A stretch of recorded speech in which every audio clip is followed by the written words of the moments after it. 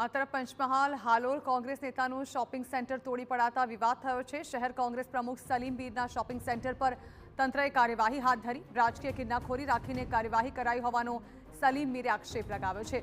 જમીનના મૂળ માલિક સાથે ભાગીદારી કરી શોપિંગ સેન્ટર બનાવ્યું હોવાનો પણ દાવો કરાઈ રહ્યો છે।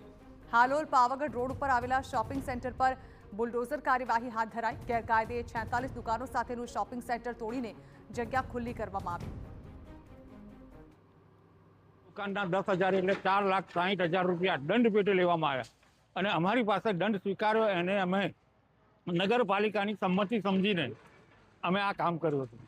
એટલે આર્થિક સક્ષમતા કે ખેડૂતની નહીં હોવાના કારણે ખેડૂત 85 વર્ષની ઉંમરના વિધવા છે અને એમની પાસે આજીવિકાનું કોઈ સાધન ન હોવાથી અહીંયા આગળ એમને અમારી સાથે ભાગીદારી કરીને આ મિલકતમાંથી આવક ઊભું કરવાનો પ્રયત્ન કર્યો હતો અને જ્યારે નગરપાલિકાએ અમારી પાસે દંડ અને વેરો સ્વીકાર્યો એને અમે સંમતિ માનીને અને એ માની પછી અમે આ બાંધકામ કર્યું હતું। તો શોપિંગ સેન્ટર તોડી પડાતા હાલોલ કોંગ્રેસ નેતાએ આક્ષેપો કરી કાર્યવાહીને અયોગ્ય ગણાવી। સાથે સાથે રાજકીય કિન્નાખોરીનો પણ દાવો કર્યો। તો સામે તંત્રએ પણ ગેરકાયદે હોવાનું કહીને શોપિંગ સેન્ટર તોડી પાડવાની કામગીરી હાથ ધરી।